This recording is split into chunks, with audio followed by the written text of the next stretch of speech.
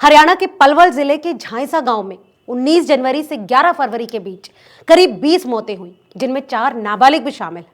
पिछले कुछ हफ्तों से इस गांव में मौत का तांडव चल रहा है, मगर इसकी वजह क्या है, इसका जवाब किसी के पास नहीं।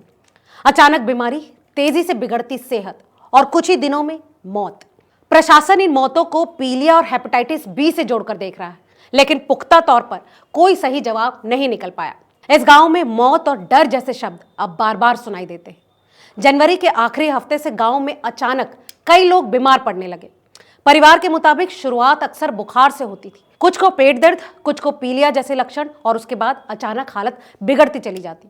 बीबीसी की एक रिपोर्ट के मुताबिक 11 साल के हुजैफा की मां कहती हैं कि एक दिन बुखार आया, दवा ली तो ठीक लग रहा था, उसी रात तबीयत बिगड़ती चली गई। अस्पताल पहुंचे तो बोले लीवर काम नहीं कर रहा।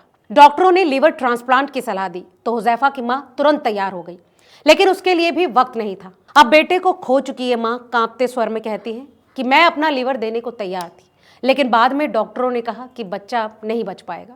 दोस्तों, इसी गांव के 22 साल के दिलशाद की कुछ महीने पहले ही शादी हुई थी और उसकी बीवी अब इद्दत कर रही है। दिलशाद चेन्नई में काम करते थे और 9 फरवरी को बुखार की हालत में घर लौटे। परिवार ने पहले गांव में इलाज कराया और उसके बाद नल्हड़ मेडिकल कॉलेज ले गए। उनकी मां बताती है कि पहले उन्हें 48 घंटे आईसीयू में रखा गया, लेकिन उसके बाद सब खत्म हो गया। उनके पिता हकुमुद्दीन कहते हैं कि हमने ऐसा कभी नहीं देखा कि बुखार आए और 4-5 दिन में आदमी खत्म हो जाए। दिलशाद का भी मरने वाले बाकी लोगों की ही तरह लिवर फेल हुआ था। पलवल के झांसा गांव में आज मौतों की संख्या को लेकर अलग अलग बातें सुनाई देती हैं। कुछ 15 कह रहे हैं तो कुछ 20 का दावा कर रहे हैं। वहीं जिला उपायुक्त डॉक्टर हरीश वशिष्ठ कहते हैं कि अब तक 7 मौतें हुई हैं और मरने वालों में 4 केस हेपेटाइटिस बी पॉजिटिव थे। इसके अलावा जांच के दौरान गांव में 17 हेपेटाइटिस सी के कंफर्म केसेस भी मिले।